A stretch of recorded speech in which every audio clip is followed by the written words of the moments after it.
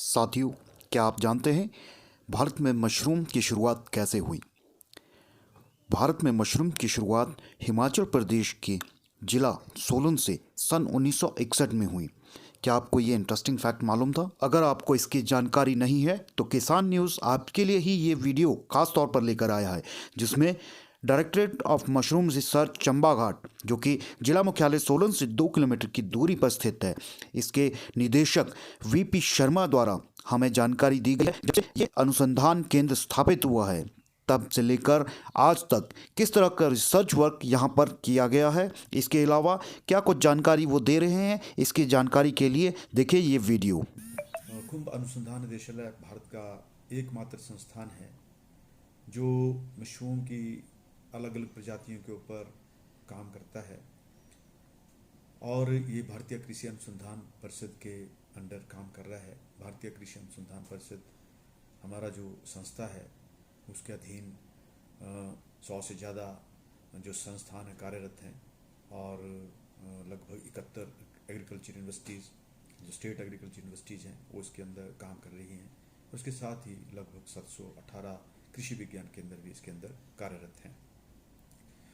कुंभ अनुसंधान निदेशालय की स्थापना वर्ष 1983 में हुई थी और इससे पहले भारतवर्ष में जो मशरूम की खेती है वो 1961 में शुरू हुई थी और उस वक्त एक development of mushroom cultivation HP एक स्कीम यहाँ पे लॉन्च की गई थी, जो कि भारतीय कृषि अनुसंधान परिषद और हिमाचल प्रदेश सरकार के अधीन यहाँ पे जो कृषि विभाग है उसके अंतर्गत स्कीम को यहाँ पे कार्यरत किया गया।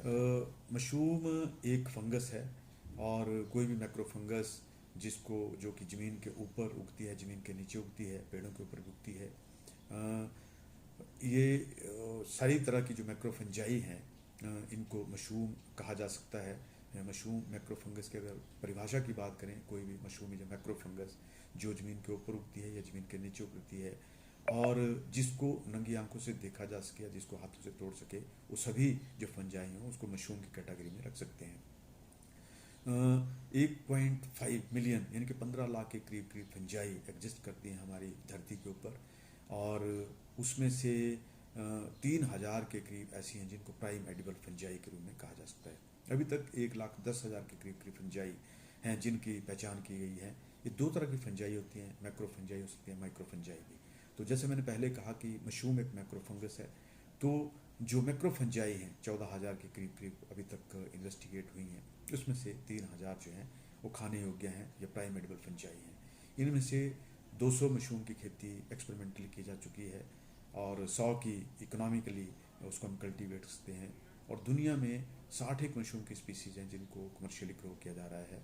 लेकिन जो बड़े स्तर पे कर रहे हैं 10 एक स्पीसीज़ हैं और उनमें से भी 6 स्पीसीज़ ऐसी हैं जो 90% के करीब जो भी विश्व में उत्पादन होता है मशरूम का उसका योगदान देती हैं। मशरूम एक बहुत ही पौष्टिक आहार है और इसके अगर पौष्टिक गुणों की बात की जाए, मशरूम के अंदर 35 से 40% प्रोटीन होती है और उसकी बायोलॉजिकल वैल्यू काफ़ी हाई होती है, यानी कि जो डाइजेस्टिबिलिटी है मशरूम प्रोटीन की बहुत ज़्यादा है, 90% से ज़्यादा उसकी डाइजेस्टिबिलिटी है।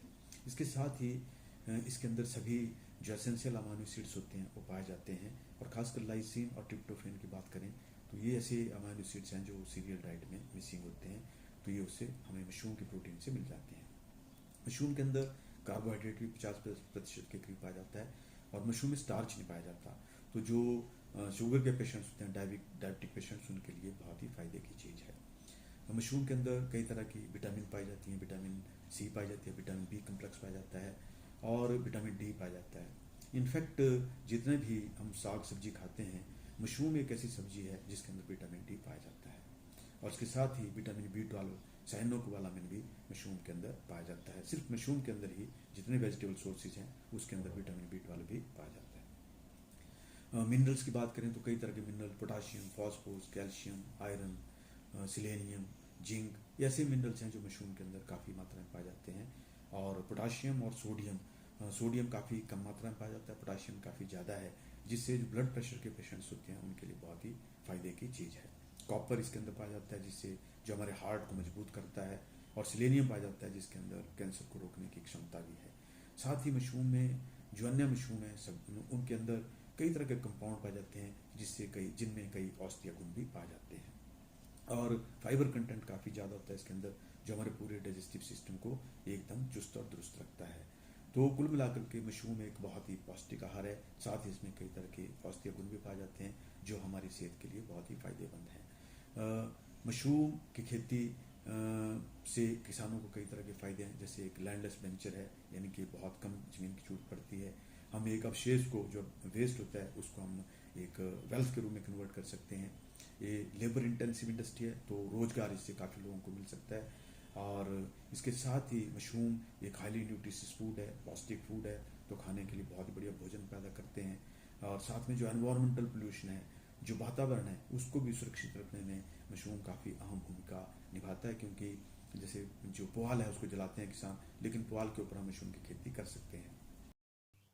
किसान न्यूज़ के माध्यम से दी गई मशरूम को लेकर ये जानकारी उम्मीद है आपको बेहद पसंद आई होगी, और इस वीडियो को ज़्यादा से ज़्यादा लाइक और शेयर जरूर कीजिएगा।